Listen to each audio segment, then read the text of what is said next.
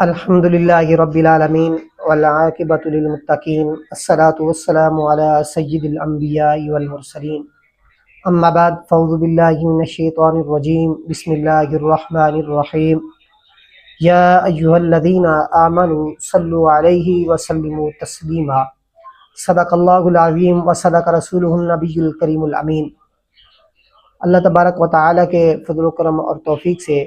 آج جو ہمارا موضوع ہے وہ ہے حضور علیہ الصلوۃ والسلام کی بارگاہ اقدس میں ہدیہ درود و سلام کا نذرانہ پیش کرنا۔ عزیزان ذی وقار، آج کچھ لوگ یہ کہتے ہیں کہ تم لوگ اذان کے بعد، نماز کے بعد، اذان سے پہلے، نماز سے پہلے درود و سلام پڑھتے ہو، یہ کہاں لکھا ہوا ہے؟ میں کہتا ہوں رب ذوالجلال نے قرآن مجید میں ارشاد فرمایا یا ایھا الذین آمنوا صلوا علیہ وسلموا تسلیما۔ رب تعالیٰ نے مومنوں کو اپنے محبوب علیہ الصلوۃ والسلام کی بارگاہ اقدس میں ہدیہ درود و سلام کا نذرانہ پیش کرنے کی ہدایت فرمائی ہے۔ اللہ تبارک و تعالیٰ نے کسی ٹائم ٹیبل کی قید نہیں لگئی، بلکہ اگر رب ذوالجلال نے قید لگائی ہے تو وہ آمنو کی قید لگائی ہے۔ رب ذوالجلال نے قرآن مجید میں یہ نہیں ارشاد فرمایا کہ یا ایھا الناس، یہ نہیں فرمایا یا ایھا الیہود، یا ایھا النصار، بلکہ رب ذوالجلال نے قرآن مجید میں ارشاد فرمایا یا ایھا الذین آمنوا صلوا علیہ وسلموا تسلیما،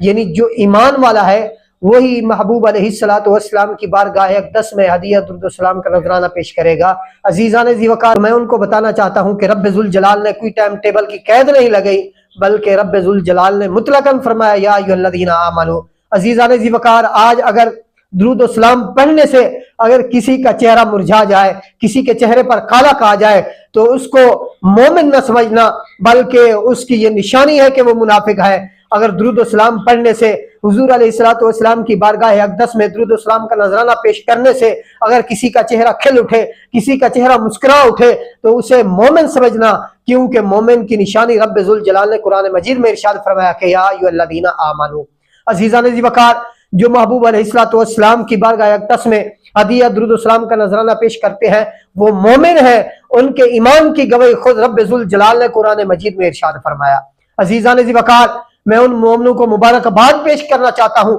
ان مومنوں کو مبارک دیتا ہوں جن کے ایمان کی گواہی خود رب ذوالجلال نے قرآن مجید میں ارشاد فرمائی۔ عزیزان ذی وقار، اسی وجہ سے مومن تو گج وج کے حضور علیہ الصلوۃ والسلام کی بارگاہ اقدس میں درود و سلام کا نذرانہ پیش کرتے ہیں، درود پڑھتے ہیں جب ان کو وقت ملتا ہے، نماز کے بعد ملتا ہے، نماز سے پہلے وقت ملتا ہے، اذان سے پہلے وقت ملتا ہے یا اذان کے بعد ملتا ہے، جس وقت بھی ان کے پاس ٹائم ہوتا ہے وہ اپنے محبوب علیہ الصلوۃ والسلام کی بارگاہ اقدس میں ہدیہ درود و سلام کا نذرانہ پیش کرتے ہیں۔ جو قید لگاتے پھرتے ہیں وہ مومن نہیں ہو سکتے، بلکہ مومن تو وہ ہے جو ہر وقت اپنے محبوب علیہ الصلوۃ والسلام کے نام پر جھوم اٹھتا ہے۔ میں تمام احباب سے یہ گزارش کروں گا جب بھی آپ کو ٹائم ملے تو آپ حضور علیہ الصلوۃ والسلام کی بارگاہ اقدس میں ہدیہ درود و سلام کا نذرانہ پیش کیا کریں، کیونکہ